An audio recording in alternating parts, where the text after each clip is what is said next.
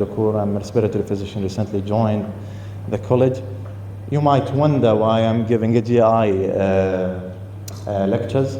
However, due to obvious causes, most of you know, shortage of staff, we'll give some GI and renal lectures probably after 10 days. But inshallah, in the next couple of runs, I should give my original topics, which I trained for the respiratory ones. Okay, so today we have 4 lectures, lengthy lectures. So we'll try to be comprehensive as much as we can, brief as much as we can. كيف ما بتعرف. So comprehensive and brief, which means there will be a lot of take-home messages. Okay, بدنا نحاول كل شيء. The first lecture is about inflammatory bowel disease. Next slide, please.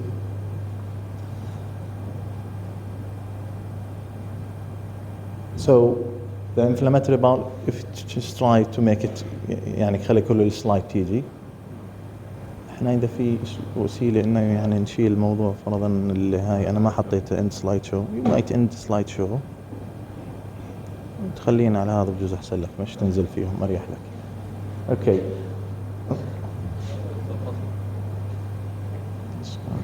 Sorry.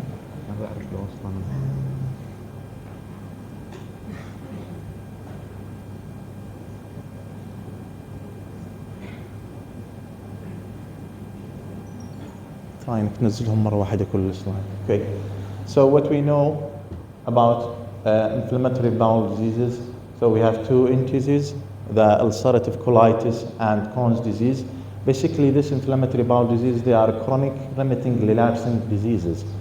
So they present acutely, and often they have a chronic, insidious, gradual, protracted, relapsing, and remitting diseases. Okay. The incidence of the inflammatory bowel disease varies, depends on which type of the inflammatory bowel. Ulcerative colitis usually 10 to 20 per 100,000, where Crohn's 5 to 20. This is the incidence. However, the prevalence you multiply by 10, which means the prevalence of ulcerative colitis is 100 to 200 per 100,000, the prevalence, and the same applies for the Crohn's, 50 to 100 per 100,000, the prevalence. So the incidence and the prevalence, 2 peaks, bimodal distributions, usually the second and the third decades of life, the peak, and another tiny peak that comes in the 6th and the 7th decade of life. Okay, next. Factors associated with development of inflammatory bowel diseases, why some people develop this kind of diseases and why not another. More common, it's first is genetic, as we know. So often these patients, they have a genetic predisposition, okay? More common in Jewish, Ashkenazi Jewish people because of their genetics. And 10% have a positive family history of IBD. So these genes can be passed to the offsprings and can be given to your offsprings if the patient, they are diseased. These mutations, exactly, okay? And there is a high concordance between the identical twins that might reach up to probably more than 60% concordance. So because obviously they share a lot of genes and genome and DNA content, okay? And usually because it's part of it and not part of it, most of it is an autoimmune process. So autoimmune diseases often come together. So they might come with thyroiditis, autoimmune thyroiditis, and SLE, and another type of autoimmune you can name, okay? There is a linkage of chromosomes, 4 linkage of chromosomes, 16, 12, 6, 14. And if you remember the HLA1 and HLA2 and HLA-B, and these HLA, there is association in the HLA, the human leukocyte antigens, but mainly HLA-DR103 associated with severe ulcerative colitis. So for those who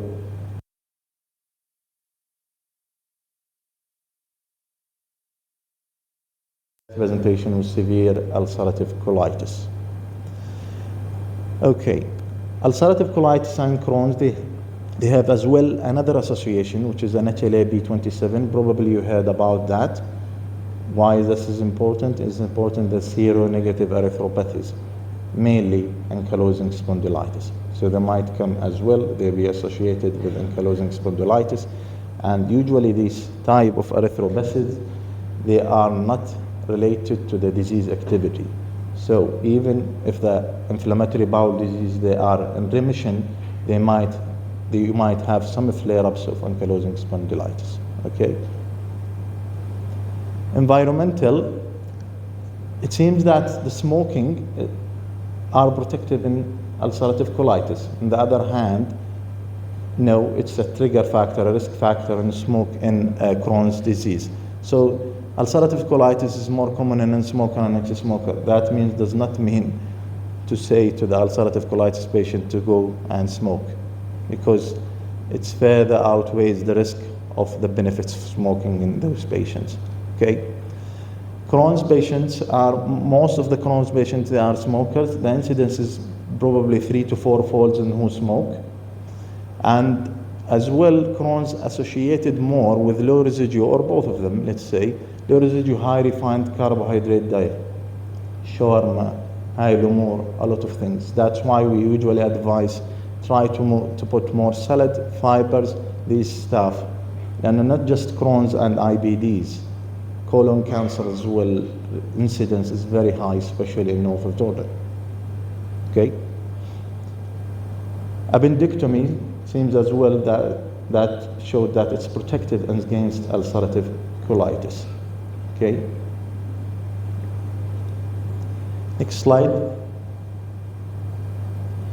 Pathogenesis. Let's go together with the pathogenesis. Usually there is a trigger. Sometimes in ulcerative colitis, for example, stress, infectious triggers, viral infections, gastroenteritis, medications sometimes as well. This might trigger the enterocyte. So what happens usually that the normal microbiota, which is found in the colon, which shouldn't do any harm for any normal patient, for normal population, usually this microbiota, there is a dysbiosis, something called dysbiosis, which is dysregulation in this microbiota, the normally occurring microflora within the gut, okay? Within a trigger, stress or infection or something like that, plus a genetic predisposition, which means environmental plus genetic predisposition, this will affect the enterocyte.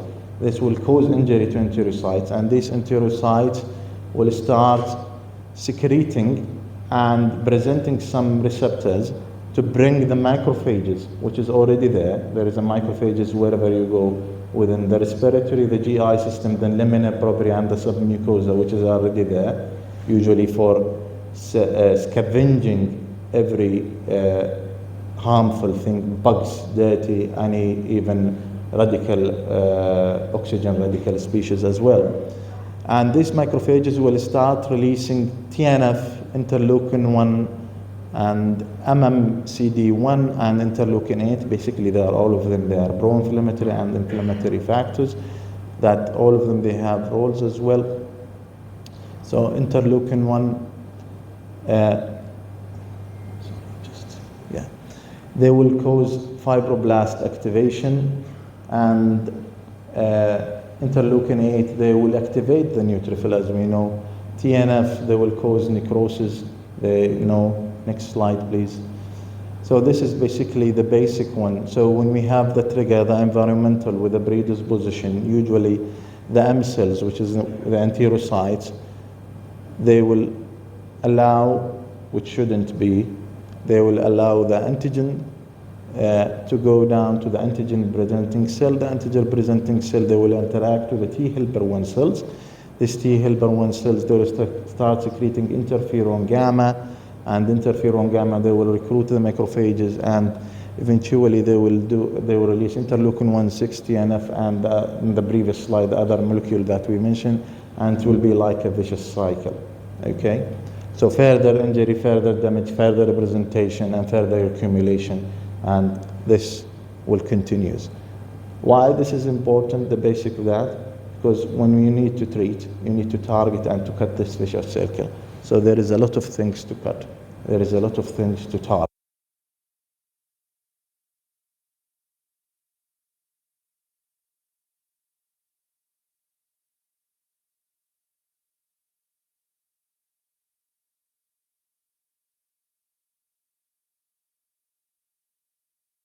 percent important تحفظوا هذه المواضيع لأنها مهمة ممكن يجي عليها أسئلة. Okay, 30 to 40% extensive left-sided colitis and 10-20% pancolitis. So ulcerative colitis is just mainly colon and spares the small intestine. It's just mainly colon, and most of the time it's proctitis and proctosigmoiditis, very common there. Crohn's, it can affect any side from mouth down to the anus. Okay, can affect any part of the GI tract from mouth down to the anus. Most commonly ileal or ileocolonic, so it might ileum plus the colon might be affected. They are quite common. 30-40% small intestine, 20% Crohn's colitis, and less than 10% perianal disease alone, which is very, very rare, to be honest, not that much common. And often the Crohn's spares the rectum. Okay, next slide. This is the picture for what we have said already.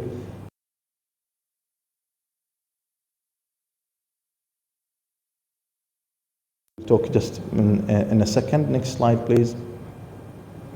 Histology, how these are affected, what's the differences between the ulcerative colitis and Crohn's disease.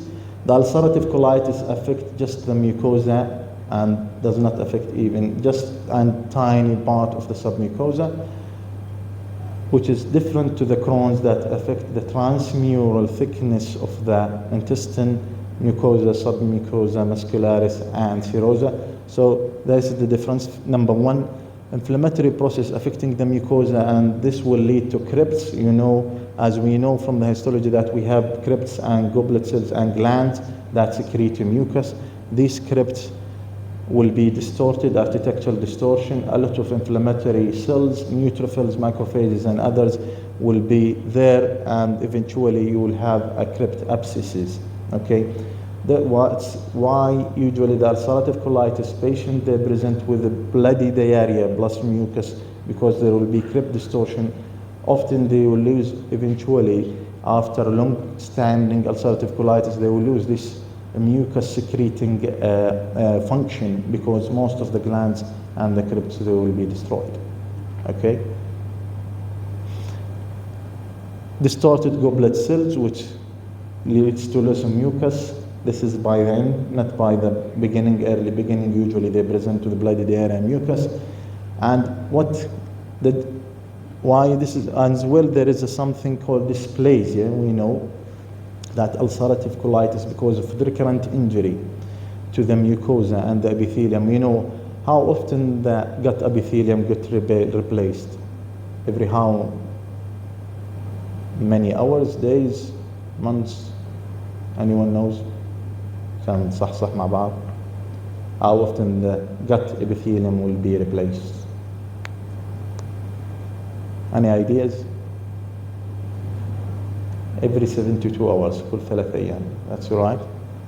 So, in these cases, because of the recurrent injury, the body will try to heal quickly, but on the expense sometimes of the dysplasia. What does that mean in English or in Arabic?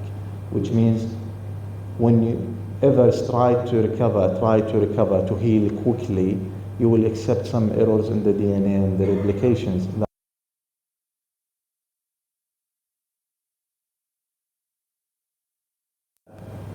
might develop on the long-standing colon cancer. Okay, so the colon cancer incidence are more associated with ulcerative colitis rather than Crohn's, because of the nature of the disease. في شيء دكتورة؟ If you want any questions سألوني يا جماعة. حابين نضحك بس المحاضرة طويلة صراحة يعني، فأنا تراي نركز على المواضيع النقاط اللي بتهمكم. يعني ممكن شايفين 70 سلايد، لسه اللي بعديها بجوز 60 سلايد. مشكلة هاي المحاضرة طويلة. That's okay. Next. ما عندي مشكلة تقول له ريكو يعني، بس ضحك ما فيش داعي للضحك. في شيء دكتورة؟ اسمك؟ في شيء؟ Okay. So this is the histology of the ulcerative colitis disease. Distorted crypt abscesses, okay? Usually the mucosa is affected, not the other parts of the wall, of the thickness, intestinal wall. Next. Next as well, this is another slide that shows a lot of inflammatory cells within the crypt abscesses eventually, okay? Thank you. Next, please. As well, same. Okay, let's move to Crohn's disease, to the histopathology of the Crohn's disease. The Crohn's disease affects the whole intestine. The whole wall of the intestine will be edematous and thickened. The feature of the Crohn's disease, it's a skip lesion, patchy lesion, which means there will be between these affected lesions, there will be a normal tissue, normal histology, skip lesions. And usually because it affects the whole thickness of the wall, they are more liable to develop fistulas and fissures. And between these fistulas, if you have a normal tissue, you will have something called cobblestone appearance, okay? So cobblestone appearance means normal mucosa in between diseased lesions, okay? And this lesion, as we said, they are patchy, skipping lesion, they will skip. So unlike the ulceratives, there will be a whole involvement of the mucosa of the colon, no skip lesions. There will be, here in Crohn's, it will be skip lesions. So it's often you can't find normal tissue in between. Chronic inflammatory cells in the whole layers, that's why we said they are more liable for fistulas and fissures because the whole thickness, transmural thickness, they are affected. And that's most important. Next, in the complication, we will talk about the complication, that's why it's important. And usually there is a giant cells, histocytes, lymphocytes, microgranulomas, and characteristic when you do in the histopathology, they will see, usually the pathologist, they will tell you that there is an incaseating granulomas seen in the biopsy given to. Okay, next. And they develop ulcers as well after this ulcers, so as we said, from mouth, anus as well. Okay, this is the histology where you can see down the slide the microgranulomas. There is another slide, a lot of infiltration, transmural. This is the whole wall, all of it is full with inflammatory cells. Next slide, please. Yeah, here, this clinical features. Yeah.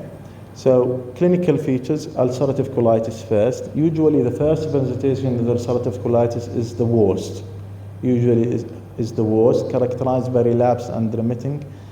And rarely most of the patients, they will go into remission, and very, very few number of them, they will be chronic and remitting that might eventually they need surgery. Next, usually in the first attack of the ulcerative colitis, why we said severe, usually they will have severe bleeding and dilatation of colon 6 centimeters and more, and this is quite important, okay? We'll talk about why this, which is toxic megacolon, one of these complications, and why it's severe usually in the first. Triggering factors in the ulcerative colitis in the acute phase, gastroenteritis, antibiotics, NSAID, emotional stress, and any intercurrent infections as well. Next, please. Proctitis, what's the presentation of the proctitis? Bleeding by rectum, mucus discharge, sometimes tenesmus. The patient goes to the loo or to the bathroom and he thinks that he feels that he wants to defecate, but when he goes there is nothing there. There is no constitutional symptoms here. Proctosigmoiditis, bloody diarrhea with a mucus, small patient, you will see that in very active limited disease, they might develop fever, abdominal discomfort, and lethargy. Usually in ulcerative, we don't have weight loss and this stuff. It's more with Crohn's, but it might be in very severe, extensive ulcerative colitis. Patients might present with lethargy, fever, bleeding, and this will be very very, very severe. Extensive colitis, bloody diarrhea, mucus, passage of mucus, severe cases, anorexia, weight loss, as we said, abdominal pain, and patient, they look toxic usually, and you have to intervene aggressively with these patients. You give steroids, very high doses, sometimes cyclineurin inhibitors, we will talk about that, and if they do not improve within 7 to 10 days, probably they will go into pancreatectomy and a surgery. Okay, next. Disease severity in ulcerative colitis. There is mild severe, which means anything in between mild and severe, they are moderate. خلينا على السلايد هاي تسمح. So my daily bowel frequency less than 4, more than 6, 4, between 4 and 6 moderate. I did not put, ما حطينا احنا المودرate, but just anything in between they are moderate, okay? Anything in between, it's a moderate thing. Blood in stool plus minus, it's 3 pluses there, it will be 2 pluses in moderate. Stool volume is than 200, more than 400. Heart rate less than 90, more than 90. This is quite important because the severity, you will decide on the severity how aggressive you will be, and would you treat a patient. Some of them they will be home treatment, some of them you need to admit them and to be aggressive with them. So not all the relapses should be admitted. You can manage as an outpatient sitting at home, increase the dose and do some modification. But with this, if it's severe, definitely you would admit this patient. You wouldn't send him home, okay? Next. Crohn's disease, as we said, is most commonly ileocolic or ileal. So ileocolonic or ileal, you have abdominal pain, watery diarrhea, because of the edematous and the whole thickening the wall. Usually we have a malabsorption associated with this. So, and that's why we have this watery diarrhea, because most of the water will be reabsorbed within the colon. Okay, so and we have vitamin deficiencies, because the areas of absorption in the jejunum and the ileum, they will be affected as well. So they might present as well with vitamin deficiencies, and weight loss without blood of mucus, because when you involve the whole thickening, mural thickening of the intestinal wall, even the vessels will be eroded, and the vessels will be involved and sclerosed and inflamed. So the amount of bleeding, this might happen if the Crohn's affected the rectum, causes proctitis or sigmoid proctitis, which is less common, but this might happen as well. But in the small intestine, it's unlikely. Crohn's with small intestine presentations are likely to come with blood in bloody diarrhea. But if you see this is an alarming feature in Crohn's, okay? Crohn's colitis, like ulcerative colitis, rectal sparing, the most important thing. This is two common messages, and perianal disease. Small and colonic disease, isolated perianal, and severe oral ulceration. Some of the patients with the Crohn's, they might present with severe aphthous ulcers. Okay, next. Like this is a slide for the aphthous ulcers. Next. What is this? Anyone knows what's this? What's this slide? شايفينها؟ Anyone knows? حدا يتبرع؟ This is the extraintestinal manifestations of the IBD, which is related to the IBD activity, which is the erythema nodosum. Okay, this is erythema nodosum. ذكروا هاي الصور ممكن might come in the exam, in the skill lab exam, or the Minioski. Okay, next. What is this? This is Bioderma gangrenosum. Next. What's this, Jama'a? We mentioned that. Why we put this picture?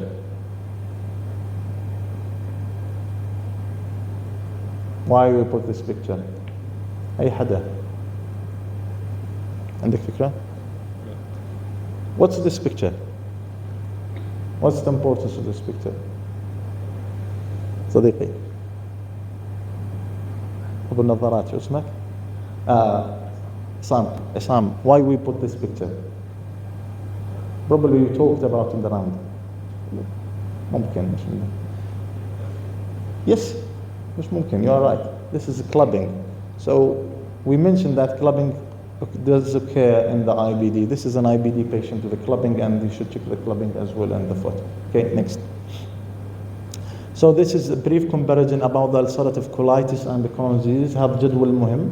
Okay, so you have to understand in genderity in Crohn's and ulcerative is almost the same, but in the Crohn's it's more slightly female predominance. Can come at any age. Incidence is increasing more with Crohn's. للأمانة, we are finding more ethnic group, more Ashkenazi in Crohn's, and we mentioned the genetic factors, risk factors, anatomical things, extraintestinal, both of them, the presentation, and the management we will talk about in the next couple of slides. Next, please. Complication of IBD, intestinal first, about the gut we are talking, severe colitis, perforation more associated with the Crohn's because there is a whole wall thickening involvement. They might develop the fistulas, fissures, and eventually perforate. Sometimes they might develop toxic megacolon more than 6 centimeter the diameter, and if a patient presents with that, you have to do a daily abdominal X-ray.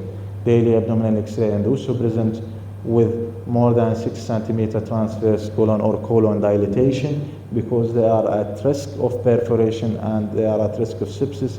Usually this colon is filled, the thickened wall are thinned, and the bacteria can travel across the wall to the portal circulation, after that to the systemic circulation, and they might have systemic sepsis, and they have sepsis eventually. Okay, so that's quite important. Keep an eye on that. Hemorrhage from the fistulas, the fissures, or colitis, both toxic megacolon, fistulas, and cancer of colon, which is commoner with ulcerative colitis more. Okay, next please. Extraintestinal, these unrelated to the activity of the IBD. We mentioned the autoimmune processes, autoimmune hepatitis, primary sclerosing cholangitis, and cholangiocarcinoma. And to be honest, this is more associated with ulcerative colitis. So make sure that you know that's more associated with ulcerative colitis. Gallstones, anyone have an idea about gallstones? So why gallstones? They are more in IBD patients. Basically, briefly, probably you heard about that or not. Because an increased secretion, the enterohepatic circulation, enterohepatic secretion of the bile salts, and the absorption will be increased. So there will be increased secretion and increased absorption of the bile salts, bile exhalate, bile salts there. So increases secretion and production will lead to increased precipitation and formation of gallstones. Enterohepatic circulation, enterohepatic absorption will be increased. Okay, amyloidosis and oxalate calculi. Why is that as well? Why patients often, sometimes IBD patients, they are more at risk of developing renal stones like calcium oxalate stones. Amyloidosis, just briefly, any chronic inflammation can lead to amyloidosis. Okay, so chronic inflammation byproducts are the byproducts of chronic inflammation by the cells, production of these paraproteins, amyloid A, triple A or double A or AL, light chains or heavy chains. So amyloidosis is not something specific for Crohn's disease or IBD. It comes with any autoimmune rheumatological disorder, any chronic debilitating disorders can herald an amyloidosis. Okay. Oxalate calculi, again, because of the hyper secretion of the oxalate and reabsorption more from the gut, and secretion more in the kidneys, and the oxalate, once it finds the calcium, they will have the nidus and you have calcium oxalate. This is a piece of information that's not related, I might not, it will be related, to be honest.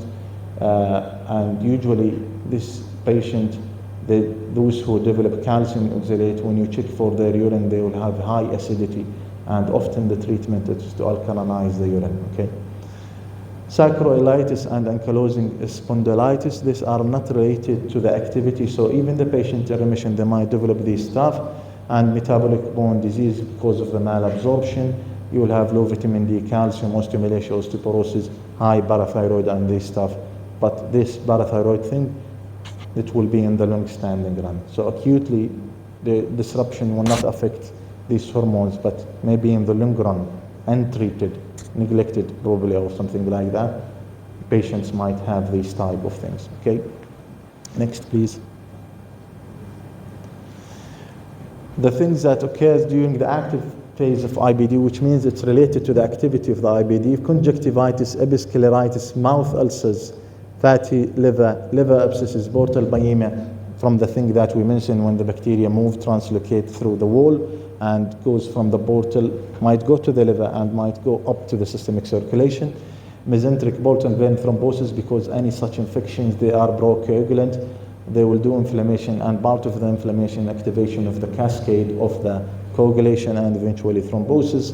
Venous thrombosis, arthralgias, that's not related to this is not sacroiliitis or ankylosing spondylitis, this is a reactive arthritis and reactive arthritis, so just slight bit different.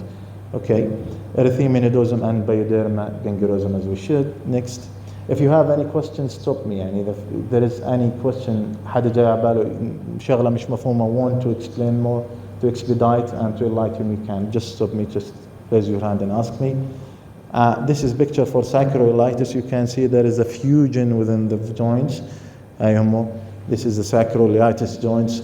I fused more on the right rather than the left, but يعني ممكن later on you will have this. This is part of the ankylosing spondylitis, and as well ankylosing إذا أخذتوا المحاضرات ولا بيكون عندهم bumbo sign in the back. Okay, as well reduced more curvature lordosis. Okay, and lumbar spine length. Next, please. Erythropacies and probably joint swing. Next. This is pyoderma gangrenosum, proper pyoderma gangrenosum. Next. Episcleritis and conjunctivitis. Differential diagnosis. So when a patient presents to you to the ER, for example, or the outpatient to your clinic, you are a GI physician, and he comes to you, what do you think before? First of all, IBD is in the list, but it won't be the first in the list, yeah? So what we have the infective causes. What causes bloody diarrhea? احفظوهم. You have, Salmonella, Shigella, Campylobacter. Viral causes, what also? Herpes simplex, proctitis, and cytomegalovirus. To be fair, cytomegalovirus colitis, we don't tend to see it a part of those who have transplantation, either solid organ transplant or hematological transplantation, because these patients, they are heavily immune suppressed on tacrolimus, cyanides, and this stuff. They are very liable to develop CMV, and often when we do transplantation, we give them prophylaxis like ganacyclovir orally, or sometimes they need to treat if it's very high dose with the IV preparations active against CMV. And as well, protozoal amoebiasis, mild amoebiasis don't often present severely. However, moderate to severe, they might present prolonged more than 10 days, bloody diarrhea. Usually this is an alarming thing for you, because often if it's moderate to mild amoebiasis, it's a self-limiting sometimes, and which should resolve within 7 to 10 days. If it doesn't resolve, you should intervene and you should do something. You should think about something different. Okay. Non-infective causes quickly: ischemic colitis, radiation proctitis, or radiation colitis for those who have radiotherapy for a reason and another, lymphomas, anything like that, they might develop radiation colitis. Idiopathic cold collagenous colitis, from its name, when you take a biopsy, you will find a lot of collagen within the lamina propria. Okay. Drugs NSAIDs, most commonly aspirin colitis. أحيانا بتشوفهم في الكبار بالعمر. They will present when you do this. You do just due to the aspirin, and you stop aspirin. After a couple of few weeks, they will improve dramatically.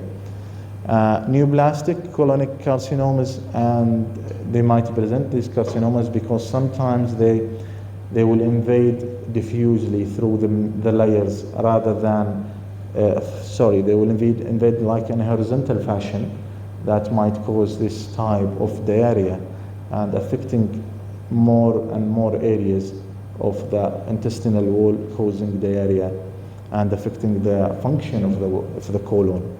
And eventually diverticulitis, but usually diverticulitis have different presentation, but it should be one of these differentials next. Okay, differential for small bowel Crohn's, other causes. Yeah, so in Crohn's, we have to mention that because of the nature of the Crohn's, the inflammatory nature of the Crohn's, and the bowel loops that will be affected, the skip bleeding, sometimes they might get mated, these loops, and they will, because they are mated, you will feel like there is a mass in the right iliac fossa, okay?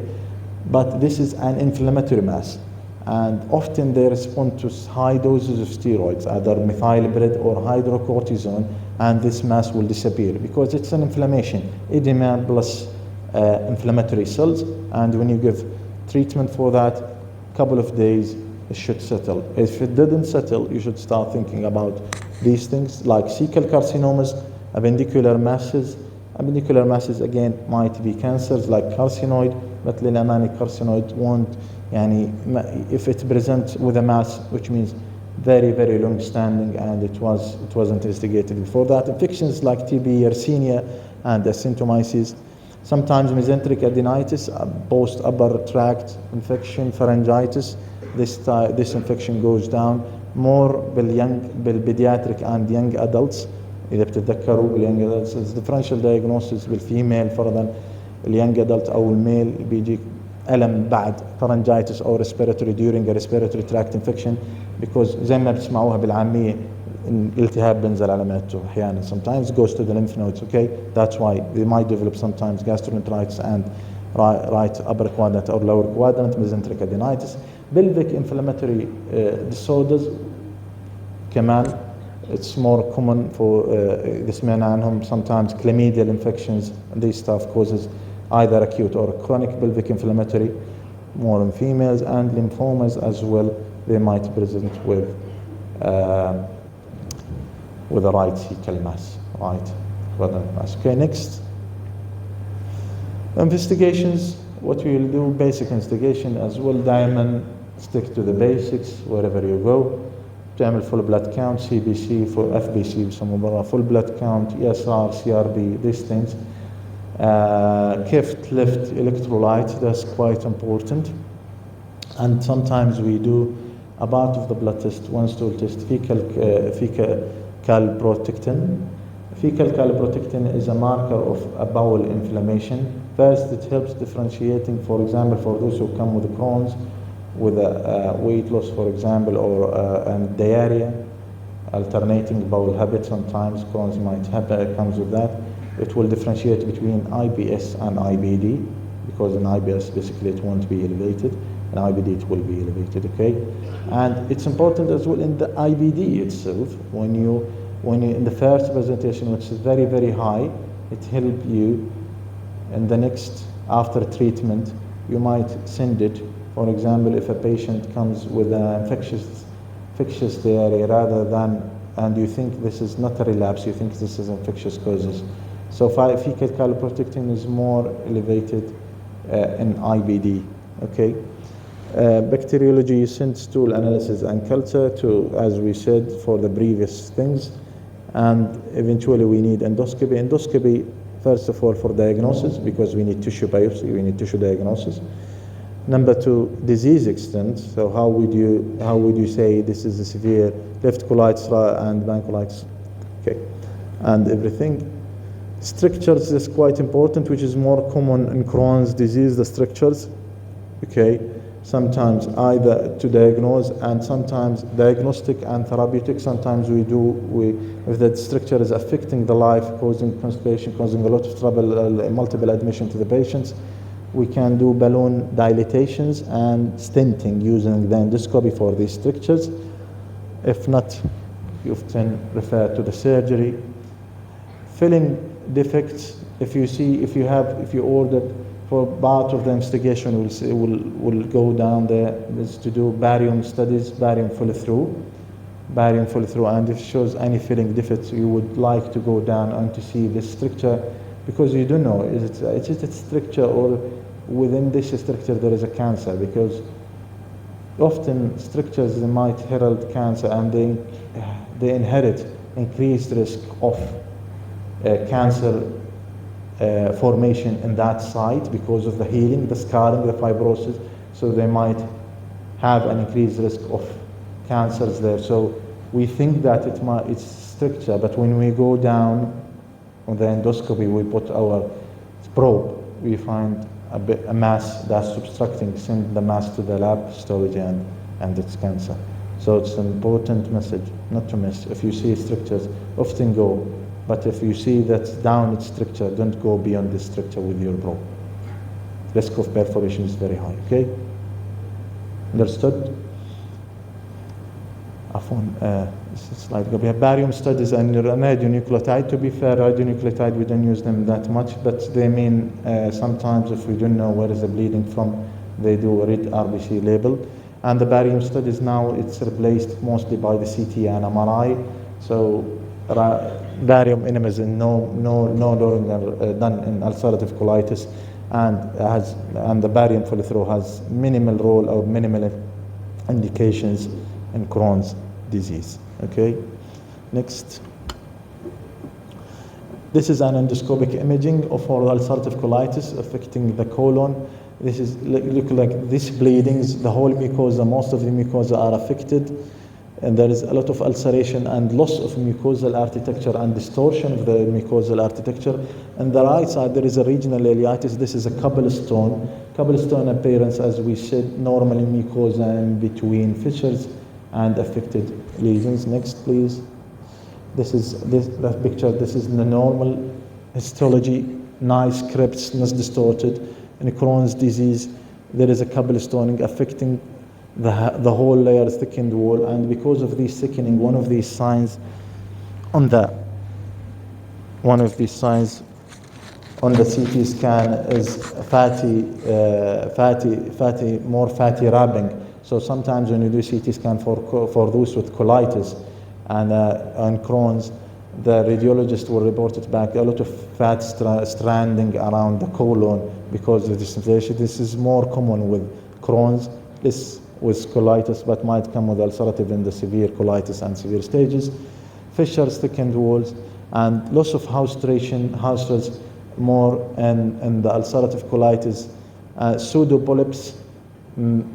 Pseudopolyps. These pseudopolyps, actually, they are the normal mucosa, and within the whole affected appearance. So, العكس الكرونز, the opposite of the Crohn's, حكينا in the cobblestones, in the normal mucosa between fissures and fistulas.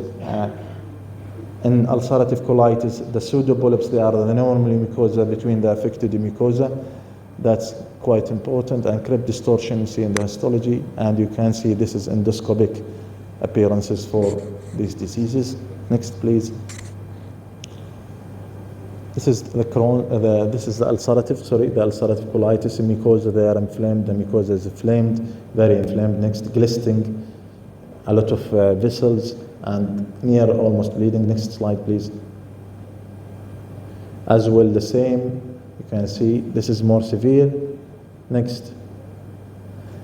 This is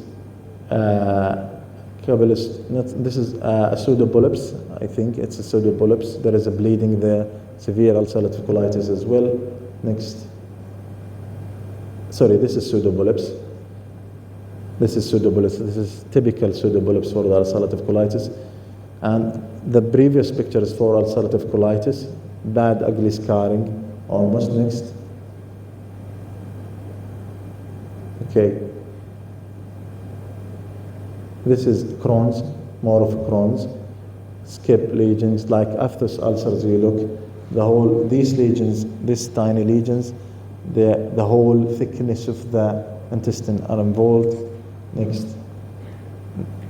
This is Crohn's disease, bad, ugly scarring, ulceration, exudates, and edema of the intestine. Next. This is the barium enema of the ulcerative colitis. When double contrast barium enema means when you give them a barium full through, give them to drink plus air, you give them as well air, double contrast cold. You will see the pseudopolyposis, loss of haustration, something called lid pipe appearance, because loss of haustration, it will be like a lid pipe appearance. and sometimes they will have a thumb printing because of the edema and the mucosa. You will have, like, as you, when you put your finger on a lower limb edema, there will be like a thumb printing in the colon, and this is features you can see. It's quite important.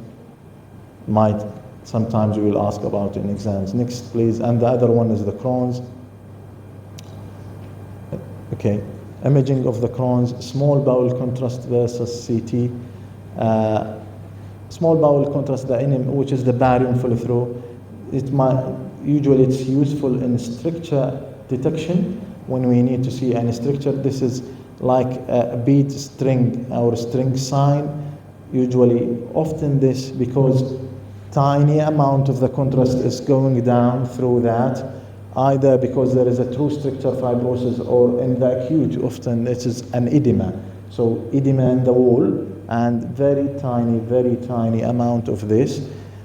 And if it's an edema, an acute phase, this is a reversible after treatment. So after treatment, if you repeat this, you wouldn't see the string sign.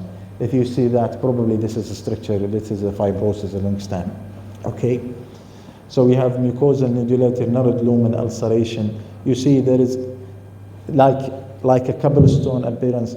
You see the filling, sometimes the filling, how there is a characteristic. We don't see this in normal gut, a normal colon and intestine. Okay? Okay, next. Barium enema versus CT. As I said, barium enema is no longer used. Okay. Is no longer used. Now CT enterography, and to be honest, is MR enterography more common nowadays. We'll talk about just next slide. رجع السلايد إذا سمحت.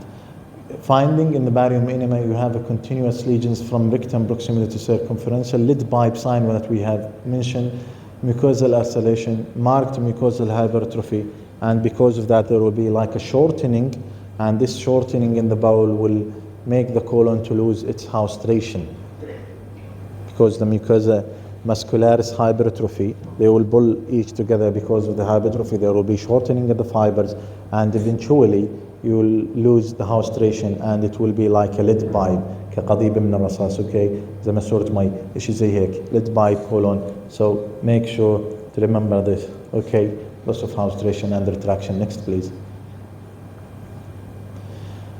Okay, radiological features of Crohn. We mentioned transmural inflammation, decreased luminal diameter, string sign, fistulas formation, long areas circumferential inflammation, and fibrosis if long standing not treated اللي حكينا عنهم. Okay, segmental nature. So sometimes when you do this imaging CT or MRI, you will see this skip lesion. So in between you will see normal loops. Okay, next please. CT enterography in Crohn's, large volume of ingested neutral enteric contrast permit visualization of the entire bowel and lumen. So we give an oral contrast in the CT and even in the MRI, plus an IV contrast. Why IV contrast? Why should we give IV contrast? Why are we interested? Why we didn't just, because we are interested in the colon, why we did just give oral contrast without the use of IV? IV is quite important. Why? To see the vessels. So the radiologist wants to see the vessels. So how to differentiate between a fibrosis or a structure, fibrous structure for example, and an inflammatory structure? Because this is quite important in the management. So if it's inflammatory, he can't tell. He will see a lot of vessel, a lot of blood.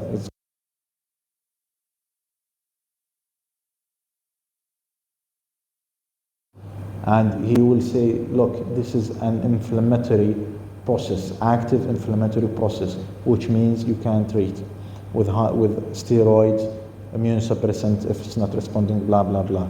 But if he tells you this is, oh, look, this is an old structure mass,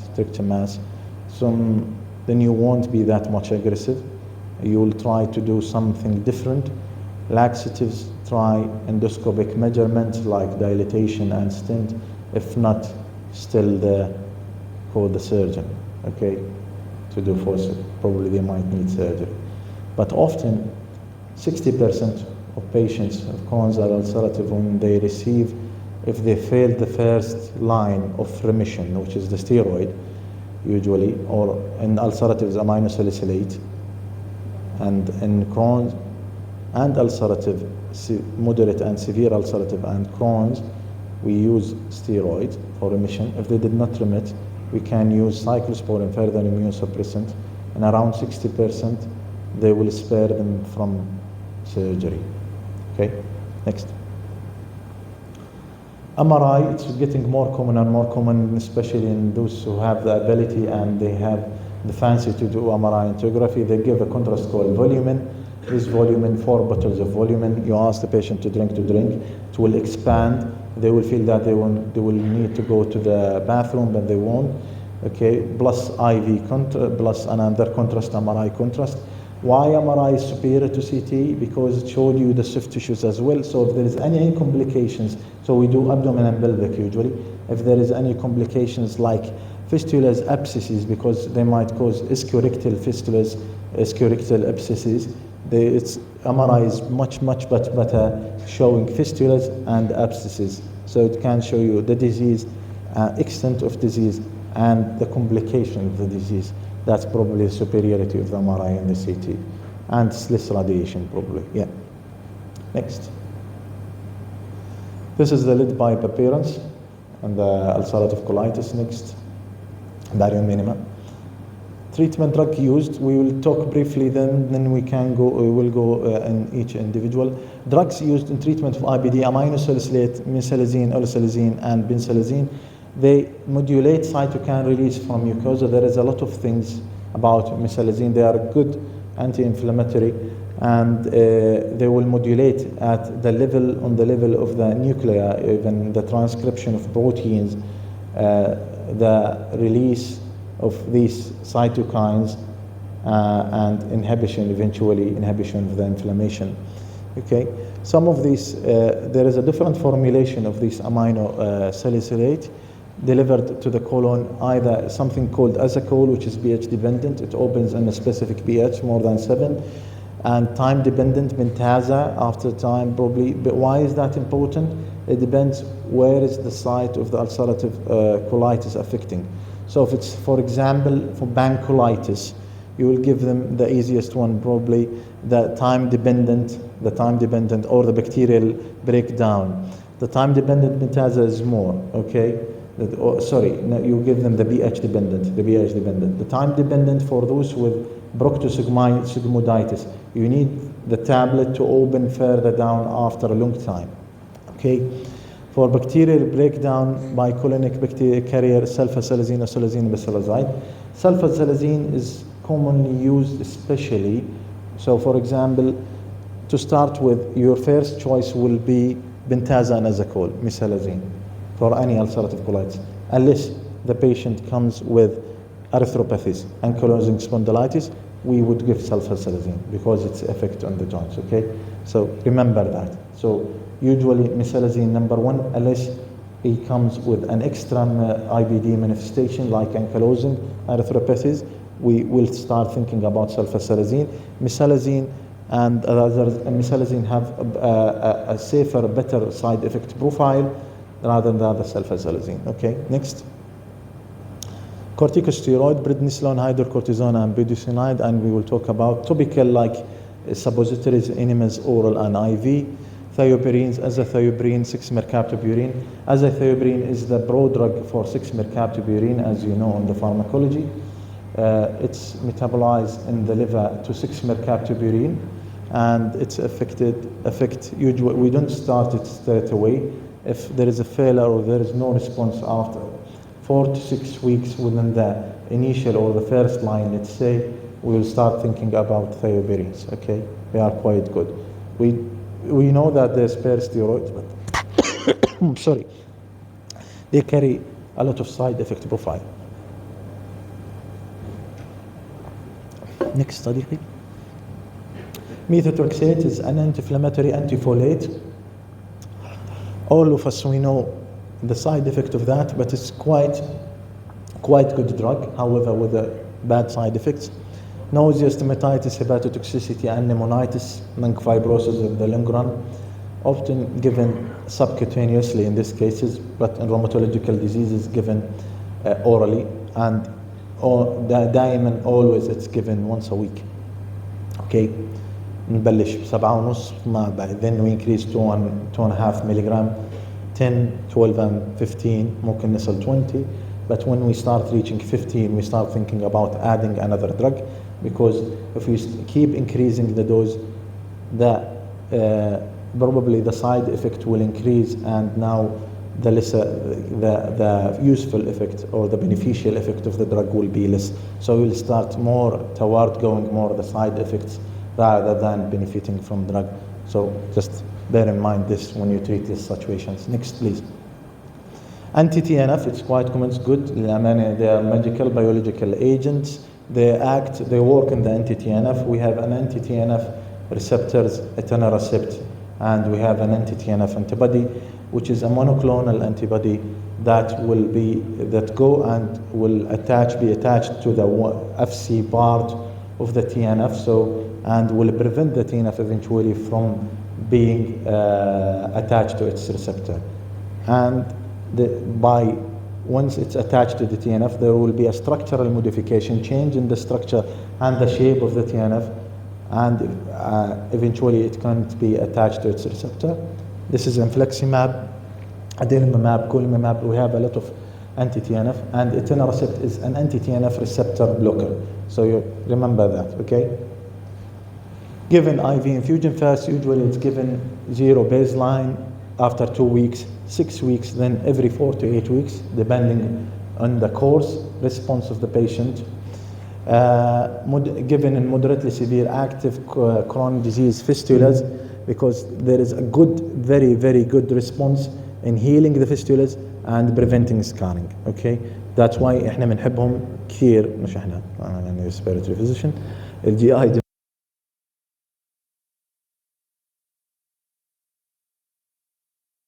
good، رخصوا كثير، صارت cheap.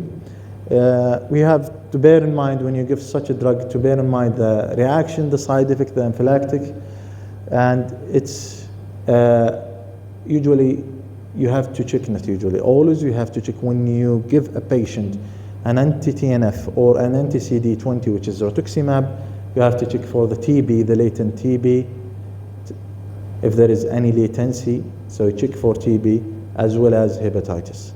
This is quite important. They might, if you did not check and the patient have these things, they might get reactivated easily. وبتدخل في دايلما، تدخل في مشكلة يعني أنت كان في غنى عنها للأمانة. Activation of hepatitis and TB. That does not mean that we cannot give patients with this stuff, but we give them under supervision. Titers should be low or absent. For example, for hepatitis, titers can almost none detected in the blood, and with طبعا هو الجي اي اللي راح يعطيهم, and the TB with the help, probably if we have a latent TB and we think it's a TB, we can start the treatment of latent TB, then after a couple of weeks you can give this infusion, and you have to monitor these patients for any signs, symptoms of activation or reactivation. Okay. So, because they are immune modulating agents, you are at increased risk of infections because you are modulating the immunity, okay, and as well modulating the immunity might cause malignancy. For those who are interested in oncology, there is a lot of theories, not a lot of theories, that are now proven about why these such drugs and something called immune modulation drugs or checkpoint inhibitors, because they believe that the cancers that happen because we lose the checkpoints, اللي هم الحراس, the guardians down at the checkpoints, the cells, they lose the checkpoint and eventually they will stop obeying the commands of the body and there will be a cancerous cell. So a lot of immune therapies now has been discovered and has been in the market for treating oncology. So when you immune modulate, you are at risk of, you will improve, probably you will improve a disease, but at the expense of, slight expense of malignancy, but quite safe. Next, please. Cyclosporin CNIs, suppression of T cells. They suppress usually the interleukin-2. They act in the nuclear factor kappa and the nuclear messenger factors that will cause transcription of interleukin-2. This will inhibit that. It's a rescue therapy, as we said, for those who are not ulcerative colitis that did not respond to steroids. They will spare them from surgery. 60% of patients who receive them, they were spared and saved from a colectomy or bancolectomy. Okay, hemicolectomy or ban. We don't tend to use them in Crohn's. Side effects: nephrotoxicity, CNI, and neurotoxicity, peripheral, and hirsutism, as well as increase intracranial pressure. They cause something called Brest syndrome, for those who are interested. Next. Antibiotics. We use them in Crohn's. Flagyl, ciprofloxacin, راح تشوفوها في البراكتس إذا رحت عيادات GI. You see, if there is fistulas, especially if there is fistulas, they will improve. But again, side effect. Anything you will add, think about long term, because this is a long term debilitating diseases, and often they need a long term treatment. Think about side effects. Anti-diarrheal ما بنحبهم للأمانة لا في الانفكشس ولا في الهاي, بس ممكن we might use them. We should be avoided in moderate severe colitis, whether active ulcerative, because eventually they will reduce the peristalsis and might herald or precipitate a toxic megacolon and perforation. There is a benefit of loperamide probably in the mild ulcerative. It might restore the anal tone. Okay, next.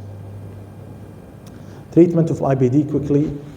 Acute attack, في عندنا induction or remission. So first you have to induce remission, then you have to give maintenance. Maintenance to prevent relapses, mesalazine, aminosalicylate, or let's say our targeted in treatment, management of IBD, treatment, induction, remission, carcinomas. So we have surveillance as well. We will talk about that, and select patients for surgery. Next, please. Active left-sided ulcerative colitis, we give high-dose aminosalicylic acid and topical aminosalicylate like enemas, mesalazine enemas. We give them bentazole or azacol, whatever you have, and corticosteroid, usually 40 milligram prednisolone. They should be enough to send patient into remission. Okay.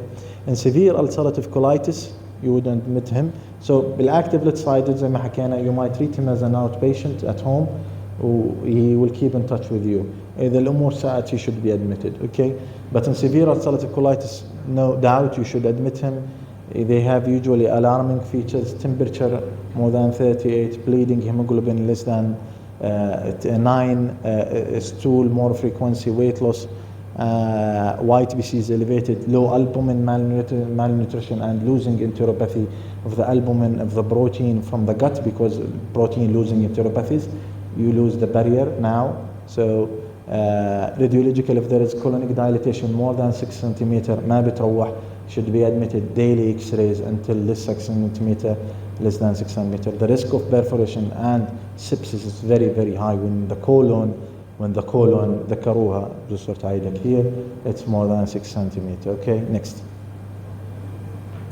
Treatment, IV fluid, ما في قولا واحدا. You give them IV fluid because they lose a lot of protein, they lose a lot of fluid, water, and they cannot absorb from the gut. Transfusion, إذا الهيموغلوبين أقل من 10. This is a few indications in the literature that you transfuse less than 10. Usually it's less than 7, not less than 10, but some diseases you transfuse less than 10, as well as you transfuse less than 10, and if esophageal, if there is less than 8, if there is any bleeding from esophageal varices. Okay. Or there is ischemic heart disease less than 8, okay? Next, IV methylbride, 60 milligram, or hydrocortisone, 400 milligram, the hydrocortisone. Often antibiotic, if we find there is an infection, we send stool analysis and culture. It's normal to find white BCs because the white BCs will be oozing from the gut as well. So حتى لو شفت white BCs in the stool, that does not mean infection. Probably this is the active disease itself, but if we find some bacteria, you start treatment. But إذا شفت white BCs كثير, cover with antibiotic, مش راح تخسر شيء, and they are more liable of the, as we say, translocation. So most of the time, the patient should be covered. Okay. Nutritional support, mamnotrocom without nutrition, they are losing protein and a lot of things. Heparin, because we mentioned they are more liable for thrombosis, anticoagulant. Avoid opiates and antidiarrheal, بدناش ندخل في مشاكل. IV cyclosporin if the failed first line, topical aminosalicylate and steroid, we go towards cyclosporin زي ما حكينا, it will spare them for most of the times. If not, eventually you need to call the surgeon. Probably they might have hemicolectomy or bancolectomy. Next. Indication for organ colectomy, colonic dilatation, يعني we put the surgeon on board. إذا شفنا colon more than 6 centimeter دخلناه من الطوارئ, we admit him from emergency. We have seen that this more than 6 centimeter, we put them on board. ونحكي له we got a patient like this, we'll try with medical treatment, hopefully he will improve. If not, you are on board 3 to 5 days. يعني he should be involved more and more and updated. Lab clinical deterioration, no response after cyclosporin 7 to 10 days. يعني بنعطيهم benefit of doubt cyclosporin for a week, 7 to 10 days. If there is no response, غالبا they will need urgent colectomy. Okay. Otherwise they will get perforated septic and they might die. So احنا we intervene before that. Okay, next please. ثانية لازم نخلص تعرف 40 دقيقة هنا فوق. Indication for elective, يعني quickly impaired quality of life, في عندهم strictures, أو إنه بيضل يدخل في recurrent مش قادرين ندخل في remission. أو we found when we do the surveillance monitoring, we do for those with ulcerative colitis 10 years after the diagnosis or 8 years even after the diagnosis, we will put them in a yearly surveillance. It's not a yearly, it depends. Surveillance monitoring endoscopy. We often used to do a biopsy every 10 centimeters, but now changed. They do something called banchromographic.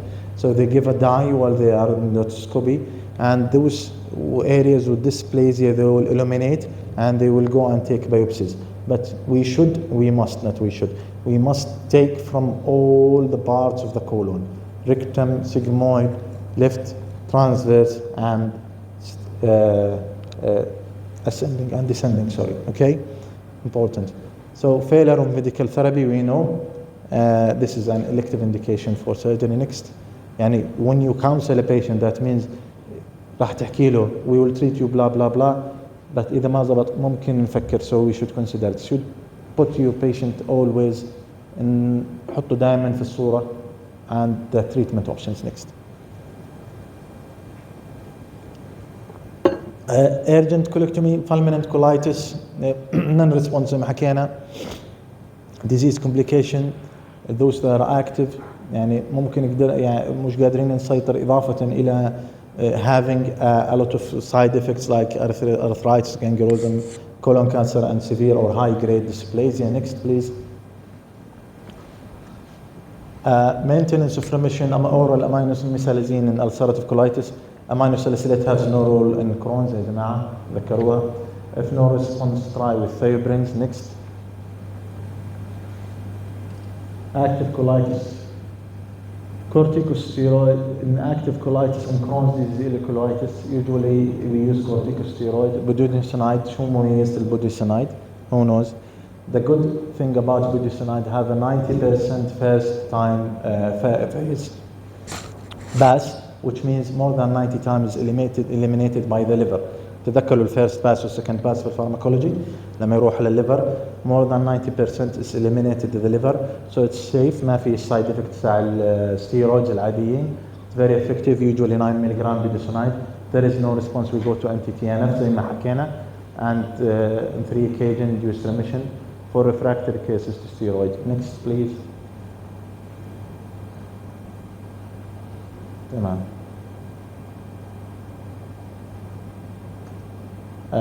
As well effective for those with the extraintestinal or anti-TNF contraindication حكينا عنهم. Relapse after 12 weeks ممكن نصير نفكر disease modifying DMRDs like thiobrins and methotrexate.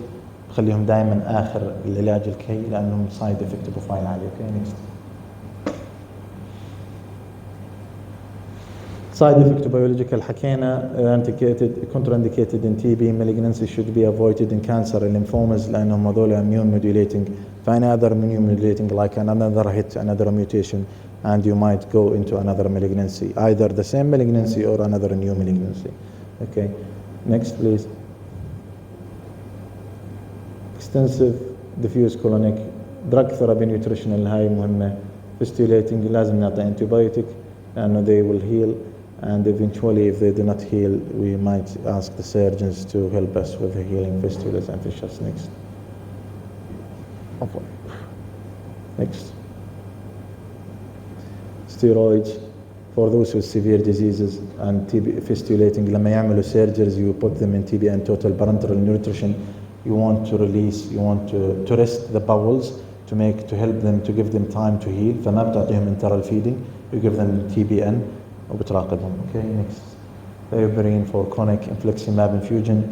After that will be every 4 to 8 weeks, depends on the response.